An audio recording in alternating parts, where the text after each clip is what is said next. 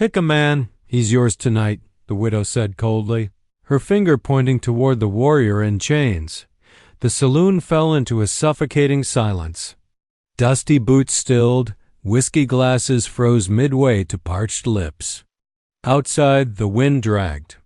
Grit across the street boards, rattling loose shutters as if the whole town itself was holding its breath. The man she pointed to stood against the far wall, shackled wrists glinting faintly in the lamplight. His back was straight, his jaw unbroken, and though the iron dug cruelly into his skin, his dark eyes burned with the kind of fire that could melt a man's courage clean through. The widow, a hard-eyed woman named Mercy Calloway, had lost her husband to the border raids just last winter. She claimed this auction, half spectacle, half punishment, was her way of settling scores with fate. Some said she'd gone mad with grief. Others whispered she was feeding her fury by making the town complicit in cruelty. No one dared question her aloud. A young woman named Clara Hayes stood near the front, hard hammering so hard she feared the whole room could hear it. She hadn't come to pick a man. She had come because she owed a debt, and Mercy Calloway collected her dues in strange ways. But Clara's gaze locked on the warrior's eyes, and in them she saw something that terrified her more than Mercy's iron tongue. He wasn't afraid of dying, but he would never forgive her if she chose him. For her survival, and the night was far from over. The warrior's chains clinked when he shifted, the sound sharp as broken glass in the suffocating quiet. No one in the saloon breathed easy. Even the piano player's fingers froze above the keys, unsure whether to keep the night alive or let it die right here. Clara Hayes' stomach nodded. Mercy Calloway's words still hung in the air like the crack of a whip. "Pick a man, he's yours tonight." It was a sentence both invitation and curse. The warrior stood shirtless, bronzed skin catching the light of a dozen smoky lanterns. A leather thong strung with beads and bone hung around his neck, and scars traced across his shoulders like the etchings of forgotten wars. His long black hair fell over his face, framing eyes that held no fear, no plea, no shame, only a burning quiet that dared anyone to come closer. He was chained, but he wasn't broken. Mercy Calloway's gaze swept across the gathered crowd, miners with soot-stained hands, cowhands with dust on their boots, gamblers who lived by dice and whiskey. Each avoided her eyes. None wanted to be chosen for this ritual humiliation, nor did they wish to stand in the path of Mercy's grief-driven wrath. But Mercy didn't point at them. She pointed at Clara. "You owe me," Mercy said, her voice cutting like a knife through Clara's ribs. "Your father lost his land to my husband, Fair, and I was cheated when he died. Tonight you pay." Clara's cheeks burned. Her hands trembled. At her sides, hidden by the folds of her faded blue dress, the last thing she wanted was to be dragged into this spectacle, but Mercy had cornered her. The widow wasn't just collecting a debt, she was making a public show of it. All eyes turned to Clara. She wanted to look away, to fade into the floorboards, but something, pride, shame, or perhaps something buried deeper, forced her to meet. The warrior's gaze, it was like staring into the storm. His eyes weren't pleading for mercy. They weren't asking to be spared. Instead, they seemed to challenge her, as if to say, "You take me, you bear the weight of what you've done. Choose me, and you choose the fire." Clara's throat tightened. She began, her voice weak. Mercy stepped closer, her black morning dress swishing like the wing of a crow. "Say it. Pick him, or I'll pick for you." The saloon murmured. Someone at the back spat into the dust, muttering, "Damn shame. Man ought not be treated like cattle." But no one dared raise their voice. Clara's mind raced. If she refused, Mercy would brand her coward before the whole town, and her family's debts would never be forgiven. If she accepted, she'd bind herself to a man in chains, a stranger who looked as though he'd rather die than be pitied. Her hands clenched. She thought of her father, buried 6 feet under after drinking himself into ruin. She thought of her mother, long gone. She thought of the whispers in town, calling her family weak, ruined, worthless. And then she thought of the warrior, his back straight, his dignity intact even in iron. Her lips trembled as she spoke the words. That made her knees want to buckle. I choose him. The crowd gasped. The warrior's eyes narrowed not in surprise, but in a grim acknowledgment, like he'd expected nothing less. Mercy Calloway's thin lips curled into a cruel smile. Good, Mercy said. Then let the debt be settled.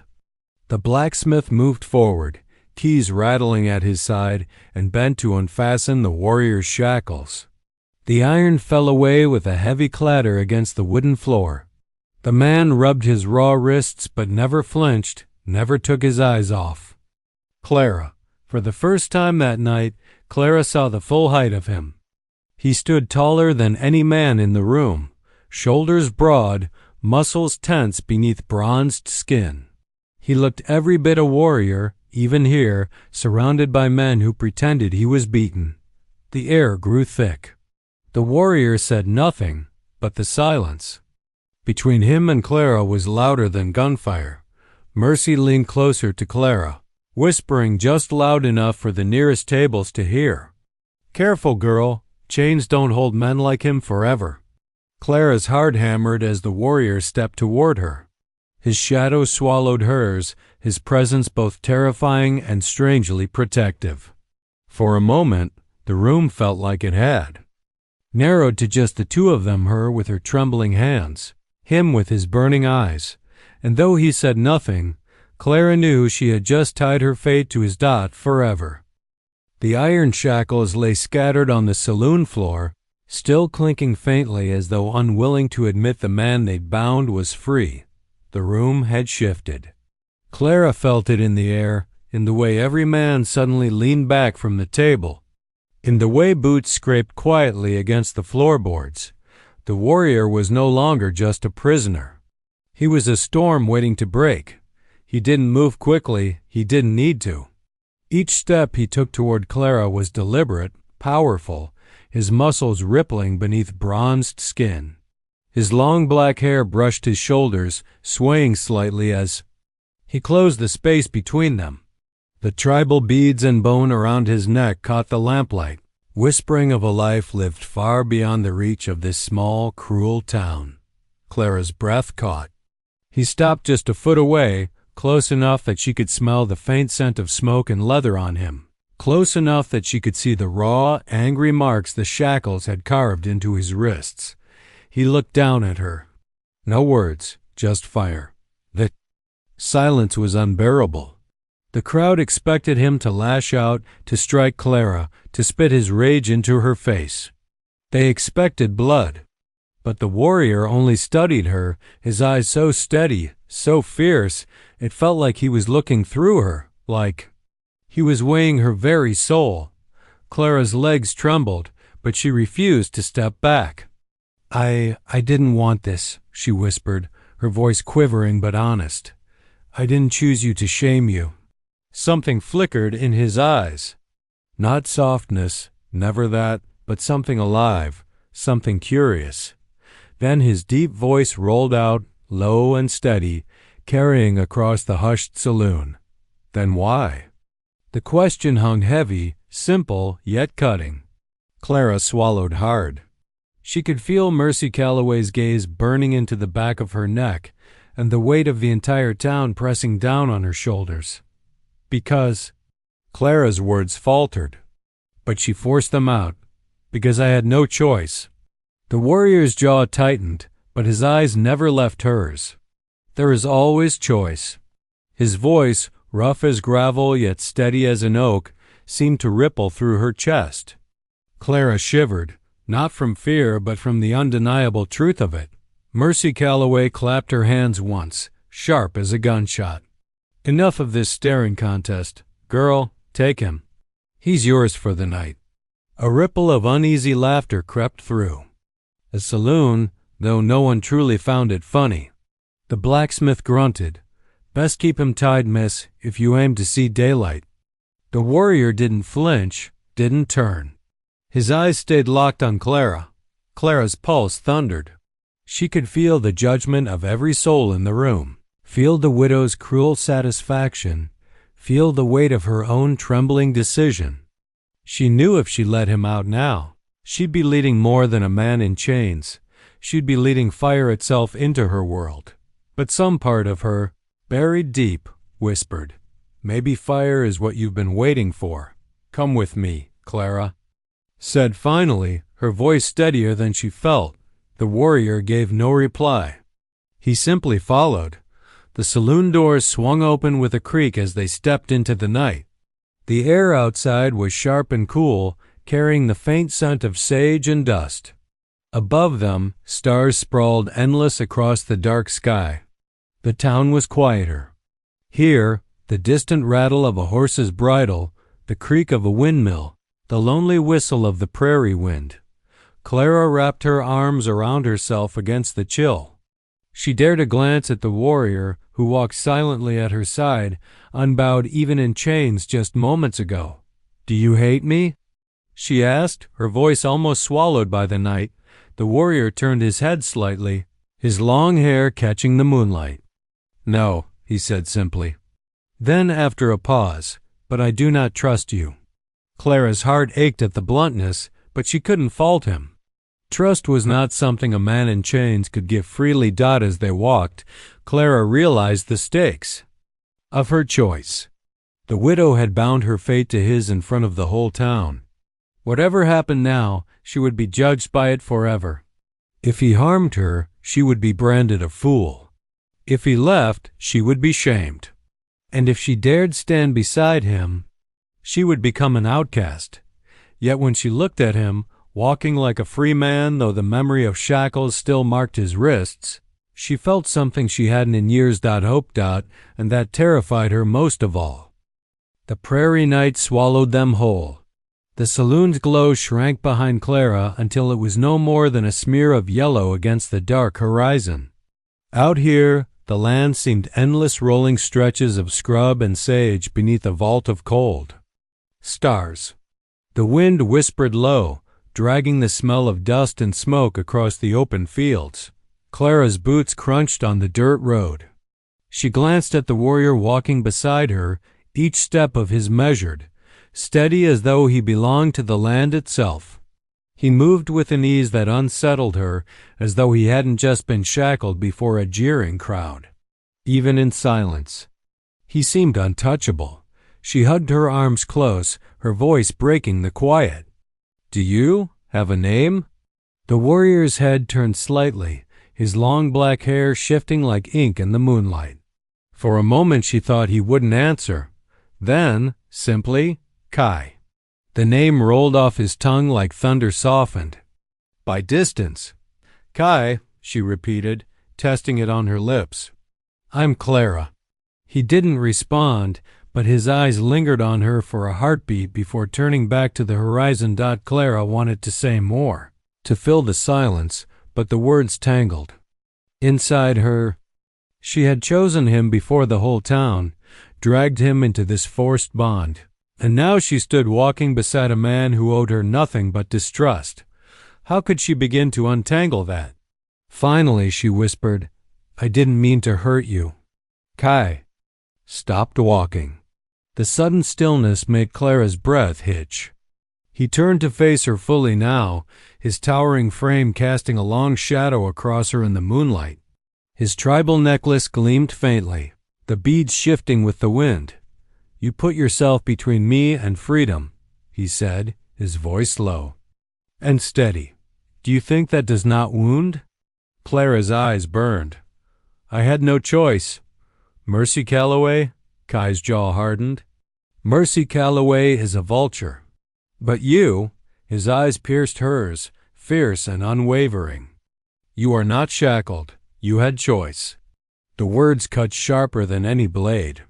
She wanted to deny it, to plead her circumstances, but deep inside she knew he was right.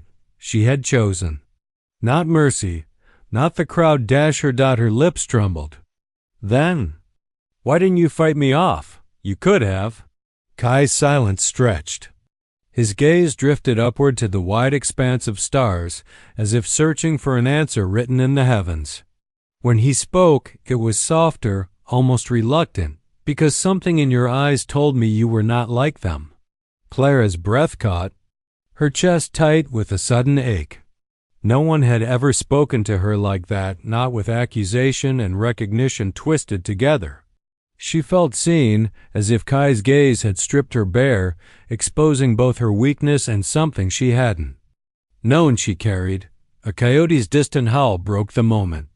Kai shifted his stance, his long hair lifting in the prairie wind. "You owe me truth," he said finally. Clara nodded, her throat dry. "Ask then." He studied her. "Why did you not leave that place? Why stay under her shadow?"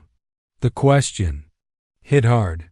Clara looked down at her boots, at the dust clinging to the hem of her dress. Memories clawed at her chest, her father's debts, the laughter of townsfolk when her family lost their land, the slow decay of everything she'd ever loved. "Because I have nowhere else to go," she admitted, her voice trembling. "No land, no kin. If I leave, I disappear." Kai was quiet for a long time, the night wind carrying the weight of her words. At last he spoke, his voice like flint striking stone. "Then you are more chained than I was." The truth slammed into her like a bullet. Clara blinked hard, her throat burning. She had thought herself a rescuer, a player in Mercy's cruel game. But standing here under the cold stars, she realized she was as bound as Kai had been bound by fear, by debt, by the town's judgment. Kai turned, walking again, his steps soundless on the earth. Clara followed, shaken, her mind reeling. The prairie stretched ahead, endless, merciless, yet alive with possibility. And though his words stung, a strange fire had been lit inside her, small, fragile, but real. For the first time, Clara wondered if Kai's defiance might not only burn the chains from his wrists, but the invisible ones from her own heart. The wind sharpened as the night deepened, carrying with it the scent of sage and something else, smoke. Clara pulled her shawl tighter, glancing over her shoulder at the horizon. A thin column of gray rose faintly against the stars, far enough away to be uncertain, but close enough to stir unease in her chest. Kai noticed it too. His head turned, nostrils flaring like a wild stallion's. He muttered something under his breath in his own tongue. Words Clara couldn't understand, but could feel, the kind of words that made the skin prickle on her arms. "What is it?" she whispered. He looked at her, eyes narrowed. "Riders." Her heart stumbled. "How do you know?" He tapped his chest lightly. "The land speaks. Smoke where no fire should be. Silence where crickets should sing. They are near." Clara swallowed. Hard, every childhood story of raids and ambushes clawing its way to the surface. "Mercy, she wouldn't follow us out here?" Kai's expression hardened. "Mercy Calloway deals in chains and vengeance. She would not let her spectacle walk free into the dark." Clara's knees went weak. "Then what do we do?" Kai stepped closer, his shadow engulfing hers, the bone and beads at his chest shifting in the breeze. "We do not run," he said, calm but fierce. "Running is for prey. We wait. We listen." She wanted to argue, to beg him to take her somewhere safe, but the certainty in his voice stopped her tongue. He didn't speak like a man who guessed, he spoke like a man who knew. They moved off the road, slipping into a patch of tall sagebrush, where the earth dipped low. Clara crouched, the hem of her dress gathering dust. Kai knelt beside her, silent as stone, his broad shoulders rising and falling with steady breaths. His long black hair brushed against his chest as he leaned forward, listening to the night. Minutes stretched like hours. Then, faintly, came the sound hoofbeats. Slow, deliberate, the cadence of men who weren't in a hurry because they thought they already owned the night. Clara's pulse roared in her ears. She dared a glance at Kai, who hadn't moved a muscle, his eyes fixed on the dark horizon. Mercies. Men? She mouthed at Dot. He gave a single nod. The hoofbeats drew closer. Voices now floating across the prairie, men laughing, one spitting curses, another humming a tuneless song. Clara's chest tightened with terror. If they found her here, with Kai, there'd be no saving either of them. Then she felt his hand brush against hers. Not grasping, not holding, just a steadying weight. She looked down, startled. His skin was warm, his touch grounding. When she looked up, his eyes met hers. A silent command. Breathe. She did. Somehow the riders passed, shadows shifting against the starlight, their voices fading slowly into the distance. Only when the prairie fell quiet again did Kai move, rising. To his feet like a great oak unrooting itself. We must keep low, he said. She will not stop. Clara stood, brushing dust from her skirts, her knees still trembling. Why? She asked, her voice breaking. Why does she hate you so much? Kai turned, his silhouette stark against the star field. For the first time, she saw something raw flicker in his eyes, not anger, but grief, because her husband raided my people. He came with fire, with bullets, with lies of peace. And he did not return. The truth hit Clara like a thunderclap. Her breath hitched. Mercy's husband killed in one of the raids. And now, Mercy had dragged Kai into town as if he were the guilty prize of her vengeance. Clara's chest ached. She wanted to speak, to apologize, though the words felt hollow on her tongue. But before she could, Kai's head lifted sharply, his eyes narrowing at the horizon again. More riders, he said. His voice was low, urgent, closer this time. Clara's blood froze. Kai reached for her hand, not tentative this time, but firm, commanding. Stay with me, he said. And though every instinct screamed to run, Clara found herself nodding. The prairie stretched ahead, shadows shifting with danger. For the first time in her life, Clara realized she wasn't just. Walking beside Kei, she was caught between hunter and hunted, and the night itself had chosen sides.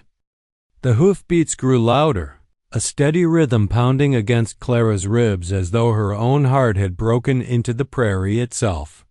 The shadows of riders stretched across the horizon, weaving in and out of the moonlight. This time, they weren't. Passing by they were coming straight for them. Kai rose slowly, tall and unshaken, his bronze chest glinting faintly under the stars. The tribal beads around his neck swayed with the prairie wind as he scanned the dark, his eyes sharp as a hawk's. Clara, trembling in the dust at his side, gripped her shawl tightly. Kai, she whispered, her voice breaking. We can't face them. There are too many. His gaze never left the approaching riders. Fear makes the enemy stronger. Stay behind me. Clara's breath hitched. She wanted to protest, to tell him she wasn't worth dying for, but the calm steel in his voice rooted her in place. There was no time. The riders had already fanned out, hoofs thundering like drums of war. Within moments, 5 horsemen circled them, kicking up clouds of dust that stung Clara's eyes. The men wore bandanas pulled over their faces, rifles strapped across their backs, pistols gleaming at their hips. One of them leaned forward in the saddle, his voice mocking. Well, well, he drawled. Looks like the widow's little game walked right into our arms. Mercy Calloway's men. The leader spat into the dirt, eyes sliding over Clara before settling on Kai. And there he is. The savage himself. Thought you'd slip away, did you? Clara's pulse hammered. She glanced at Kai, but his expression was unreadable, carved from stone. The rider dismounted, boots sinking into the dust with a thud. He strode closer, his revolver loose in his grip. Widow Calloway wants you back in chains, warrior. She says your blood's worth more spilled than spent. Kai didn't move. His silence was heavier than thunder. The man sneered, raising his. pistol toward Kai's chest. Guess we'll start collecting now. Before the sentence finished, Kai exploded into motion. Like lightning unleashed, he lunged forward, his hand snapping out to seize the man's wrist. The pistol fired, the shot cracking through the night, but the bullet went wide, slicing harmlessly into the dark. In one brutal twist, Kai wrenched the weapon free and drove his fist into the man's jaw with bone-shattering force. The outlaw crumpled to the ground. The other riders roared in fury, drawing their guns. Clara screamed, instinctively ducking. Low as chaos erupted around her, Kai fired once, the stolen revolver barking flame. A rider's hat flew from his head as the bullet grazed past, close enough to send the man scrambling back in panic. Another rider charged with a lasso, but Kai dropped the gun, grabbed the rope mid-swing, and yanked with such power the man tumbled clean from his saddle into the dust dot. It was a storm, a blur of fists and fury. Clara could barely see through the haze of dust and moonlight, only the flash of Kai's muscles, the gleam of his hair, the glint of his tribal beads as he moved like fire-given flesh.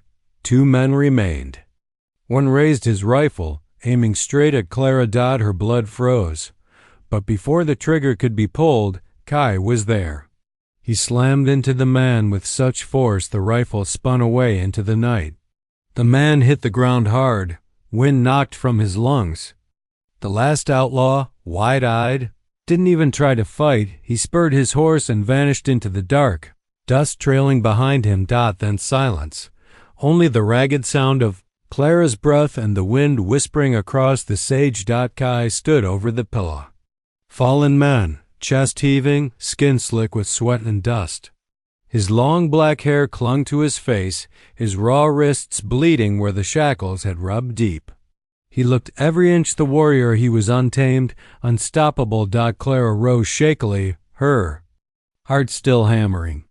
She looked at him, at the strength that had just saved her, at the fire in his eyes that burned even hotter than before. You fought them for me, she whispered, her voice trembling. Kai turned, his gaze locking onto hers. I fought. Because chains are not my fate, he said, his voice deep and steady. Then, softer, his eyes lingering. But you were in their path, and I will not see you broken. Clara's chest ached. Her fear, her doubt, all of it seemed to melt under the weight of his words. She felt something fierce take root inside her, something she hadn't known she could carry. But before she could answer, Kai stepped closer, his shadow stretching across hers in the moonlight. This is not over, he said, his voice a vow. The widow will send more. She will not rest until she has my blood or yours. Clara's hand trembled, but she found herself reaching for his arm, gripping it as though to anchor herself. Then we'll face her together. For the first time that night, she thought she saw something shift in his eyes, something fragile, fleeting, but real. Trust. The first shot split the silence like a whip crack. A puff of dirt exploded near Kai's feet, the bullet whining off the rocks. Clara gasped, clutching the boulder, but Kai did not flinch. He stood tall, framed by the blood-red sky, his chest rising and falling with steady breaths, his dark eyes locked on the riders below.